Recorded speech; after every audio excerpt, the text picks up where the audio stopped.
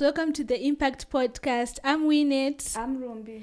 Welcome to Educational Wednesdays, where we host business experts who train us in different various questions that you had posted in the group and in our comments.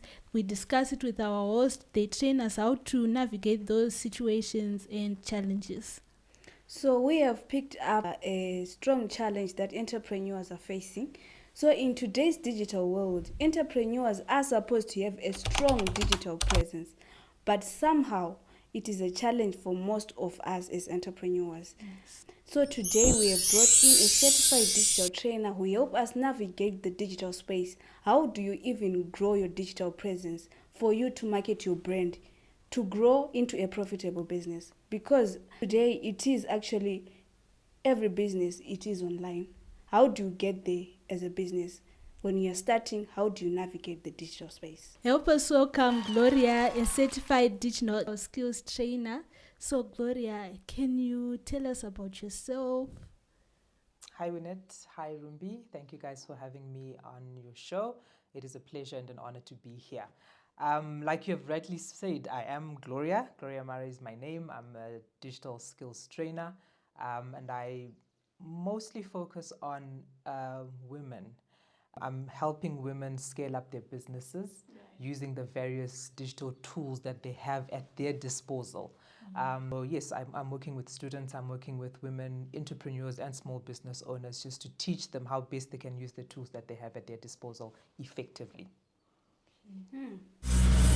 What inspired you to go into the digital space? Well, my background is actually in IT. But I think because when I worked in corporate, I was focusing on the hardware aspect, and I didn't quite like it. And I decided, because I naturally am very good at the motivational talk, I'm very good at it. It comes naturally to me, and I realized that I'm always encouraging people on how to start their businesses, how to run them. And I've got a whole pack of women who've come to me and said, look, you're so good at what you do. But I wanted to also tie that up with IT, where I was, professionally trained. So I decided to merge the two. And I focus on women because I'm female myself, obviously. I enjoy seeing women succeed. I enjoy seeing women scale up in whatever facet. So I decided to take that aspect of the IT, but with a focus on digital skills, because that's where we are nowadays. If you are not online, if you're not occupying any digital space, basically speaking, you are non-existent. Right. Yes, so that's how I ended up where I am today. Yeah. So, like, from your experience, like, what are the common challenges that business owners face when going digital? Start with visibility. I think we know that we're supposed to be online, but we're not doing it right. It's one thing to just say I've got a Facebook page. But is it converting for you? Is it putting money in your wallet? If it's not, then it's not serving the purpose. So we've got issues around visibility. We've got issues around consistency, where we're saying, yes, I've got the page on Instagram, or I am on WhatsApp Business, but how are you utilizing that space? Because now I think these guys have designed their platforms so that they also make money from us. Yes. A few years back, you would post and 500 people would see your post. Nowadays, you post the same post, it's 15, 20 people. Yes. Is it? Exactly.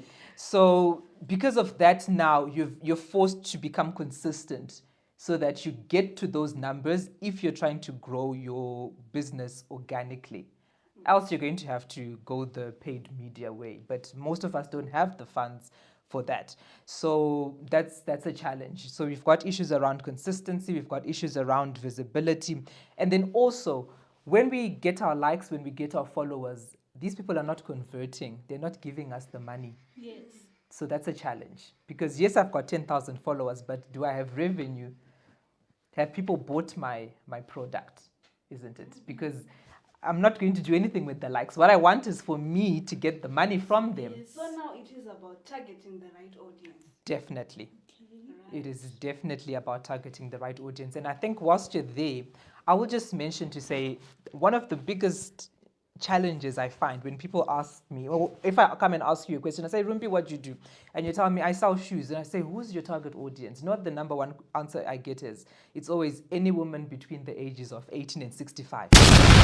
Like, how do you target women, everyone between the ages of 18 and 65? That's a big range. It is too big. It actually is too big. So what it simply means is if you're spending money on your marketing efforts, you're not hitting the right people. You're not targeting the right people. What you need to do is actually create your personas. What you need to do is to break down, that group into smaller chunks, know exactly what they spend their time doing on social media and where they are on the social media. You also would then want to also find out what times they visit the social media platforms. When you don't have that information, you're literally shooting in the dark. Yes. So it's not just about being online. You need to be very strategic.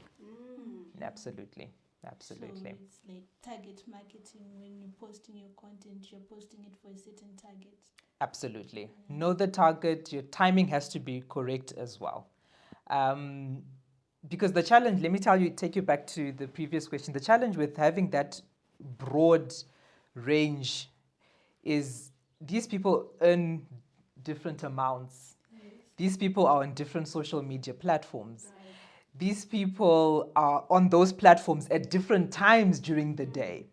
So when your advertising is not targeted, it's likely to not reach the intended target. That's when you end up wasting So money. it is about you knowing whom you want to sell to, Absolutely. what they're currently doing, so that Absolutely. when you post, it's either they are at lunchtime. Exactly. You throw your post. You throw your post there. That comes from knowing who you are posting for. Exactly. If it's the working class, you're saying they're at Absolutely. lunch. Exactly. If it's someone who is at home, you're saying they're now awake. Exactly. Okay. So you have to get those dynamics correct. But I think the challenge then is we are, as small business owners, as entrepreneurs, we're not focused on that. We're simply designing a flyer and throwing it out there. And expect someone to see it, even if they're at work, even if they're doing their school run. So, and then you say, look, my business is not scaling up. But you're not being strategic. But you cannot be selling 18-inch heels to 65-year-olds.